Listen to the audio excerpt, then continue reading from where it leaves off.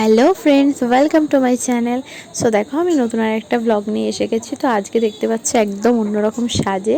হ্যাঁ, আজকে দ্বাদশী ছিল, তো আমি গিয়েছিলাম। এই দেখো আমার বান্ধবী, তো আমরা দুজন মিলেই গিয়েছিলাম। এই আমাদের এখানে একটা গোপাল মঠ আছে, তো ওই মঠে গিয়েছিলাম।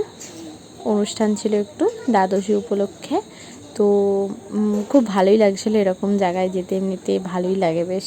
ভগবানের দর্শন দেখো কি সুন্দরভাবে সাজিয়ে রেখেছে, একদম দেখে মনটা ভরে গেল, ভীষণ সুন্দর লাগছিলো। তো তারপরে দেখো এখানে গান টান শুরু হয়েছে, কীর্তন হচ্ছে, অনেক লোকজন এসেছিলো। তারপরেও আরও অনেকজন এসেছিলো। তো ভালোই লাগছিলো বেশ। তো আমরা বেশ মজা করছিলাম, কীর্তন করছিলাম, তারপরে আমরা নৃত্যও করেছি। তো ওরা শেখাচ্ছে একটু করে, তো এরকম করছিলাম, জানি তো না, তো ওদের চেষ্টা করেছি একটু ওদের সাথে একটু করার। বেশ মজাই হচ্ছিলো, খুব মজা লেগেছে। আর মনটা যেন একটু আলাদাই শান্তি, কোনো কিছুর কথা এত সব কিছু বাদ দিয়ে যেন আলাদাই একটা রকমের শান্তি ওখানে।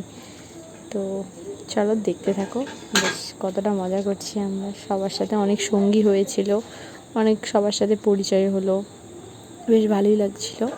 তো দেখো আমাদের নৃত্য হয়ে যাওয়ার পর এখন এখানে ভগবানের আরতি চলছে। কত ভগবান মানে দর্শন পেয়েছি আমরা। তো তারপরে দেখো সব কিছু শেষ হয়ে যাওয়ার পর আমরা খেতে চলে এসেছি।